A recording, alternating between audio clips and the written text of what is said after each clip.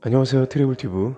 오늘은 일본 네티즌이 한국한테 완전히 졌다고 하는 이유라는 주제로 얘기해보겠습니다. 손정의 회장이 일본은 IT 후진국을 인정해야 할 것이라는 말을 했는데 그것이 현실화되는 게 아니냐는 지적이 다시 한번 나오고 있습니다. 바로 아베 내각의 움직임이 일본 전문가들이 봤을 때 혀를 내두를 정도로 놀랄만한 일들의 연속이기 때문입니다. 현재 일본은 수출 규제로 IT 산업의 주요 파트너인 한국과 날을 세우고 있습니다.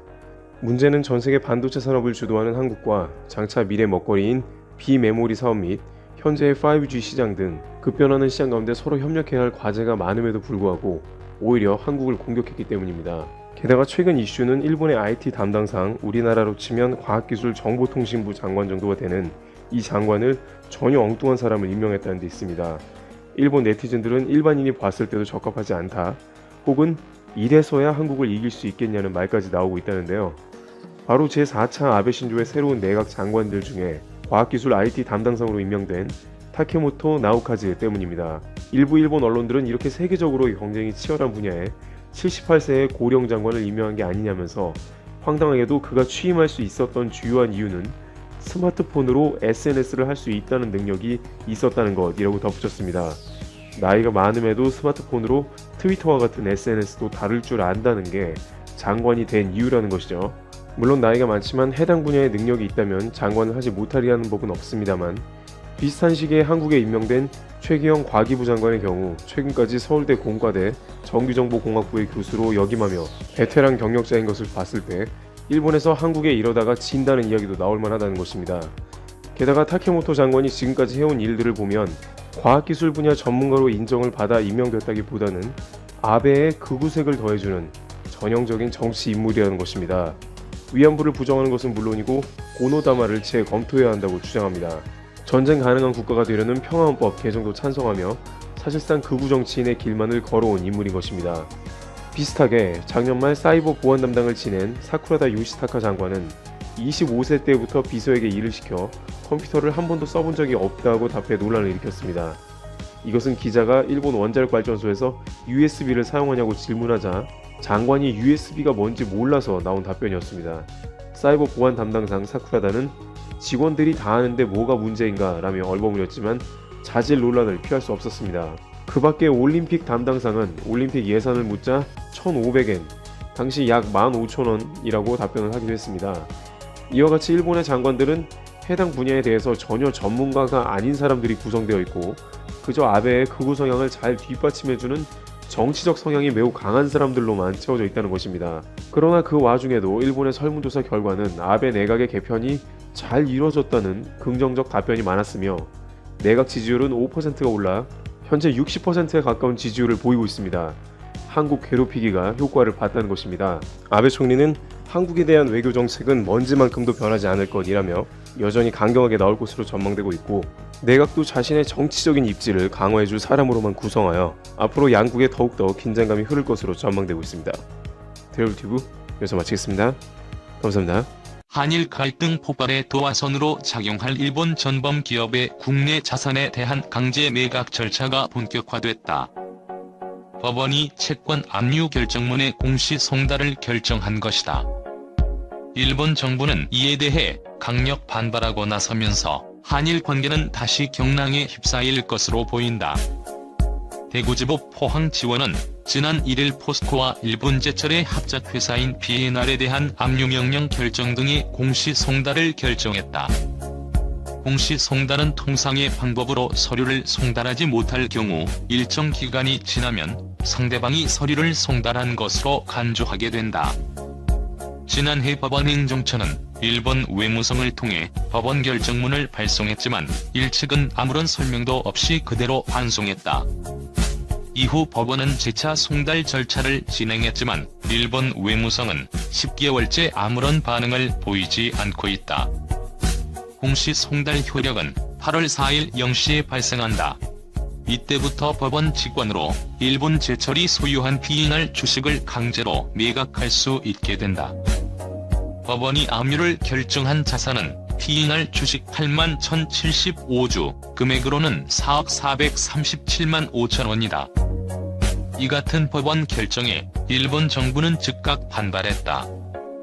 일본 정부 대변인인 스가 요시히데 관방장관은 일본 기업의 경제 활동을 보호한다는 관점에서도 모든 선택지를 시야에 넣고 계속 의연하게 대응하고 싶다고 말했다. 사실상 일본 기업 자산의 현금화 작업은 한일 관계의 애맞이 노선으로 평가되고 있다. 그동안 일본은 자국 기업에 대한 자산 매각을 절대로 받아들일 수 없다는 입장으로 다양한 보복 조치를 취할 수 있다는 입장을 밝혀왔다. 일본은 이미 강제징용 피해 배상 판결에 대한 보복으로 지난해 7월 반도체 디스플레이 관련 핵심 소재에 대한 한국의 수출 규제 조치를 강행했다. 일본의 추가 보복 조치로는 한국산 제품 수입 관세 인상 등 무역 조치나 한국인 비자 발급 제한 등 외교적 조치, 국내 투자자금 회수 등 금융 조치 등이 거론되고 있다. 문제는 법원의 강제징용 보상 판결과 관련해 해법이 마땅치 않다는 점이다. 이날 김인철 외교부 대변인은 정례 브리핑에서 사법 절차이기 때문에 별도로 드릴 말씀이 없다면서 사법 판단을 존중하고 실질적인 피해자의 권리 실현과 양국 관계를 다 종합적으로 고려하는 합리적 해결 방안을 논의해 나가는 열린 입장이다. 일본과는 긴밀히 협의를 하기 위해서 최대한 노력하고 있다고 말했다. 하지만 2018년 10월 대법원 판결 이후 한일 양국은 수차례 얼굴을 맞댔지만 의견을 좁히지 못했다. 한국 정부가 일본 기업과 한국 기업이 함께 피해 보상 기금 마련에 참여하는 1+1 방안을 대안으로 제시했지만 일측은 이를 거부했다. 이후 한일 정상이 대화의 필요성에 공감하는 등 긍정적인 기류도 감지됐지만 추가 진전은 없다. 하종문 한신대 일본학과 교수는 실제 경매 절차가 이루어지더라도 자산 매각까지는 상당한 시간이 소요될 수 있다. 이는 오히려 한일 양국 모두에게 해법 마련의 동력이 크지 않을 수 있다는 의미이기도 하다면서 현재 경직된 한일 관계가 당분간 이어질 수 있다고 말했다.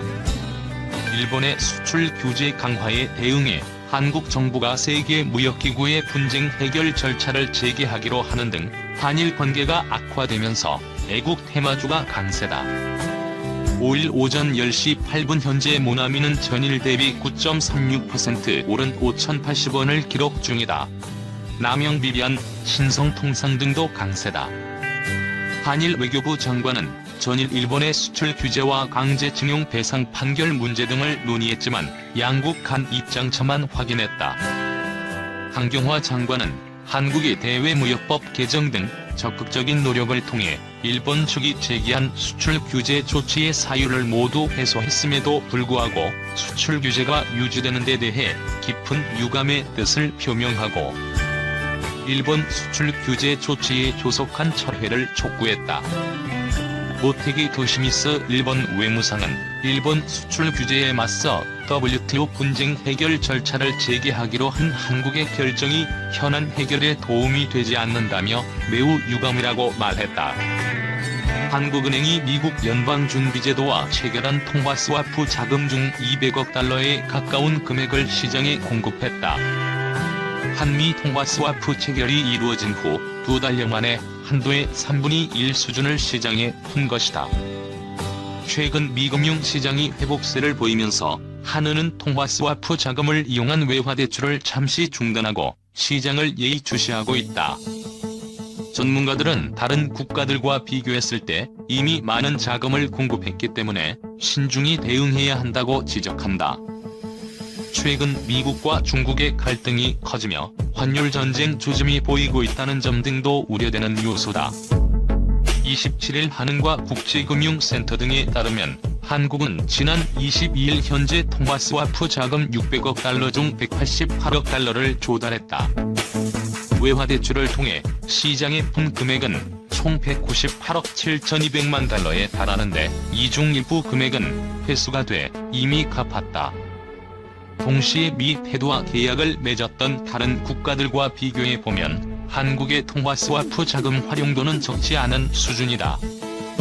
이상원 국금센터 부전문위원은 한국과 싱가포르는 통화스와프 한도가 무제한인 영국, 스위스 못지않게 이미 많은 자금을 조달했다며 일본은 2258억 달러, 영국은 231억 달러, 스위스는 94억 달러의 조달 잔액을 보유 중이라고 밝혔다. 은행을 중심으로 달러 자금 수요가 급증했던 유로존의 조달 잔액은 1434억 달러다.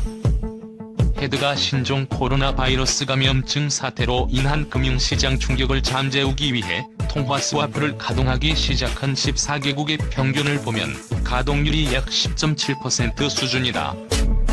한국의 통화 스와프 가동률은 평균보다 높은 셈이다.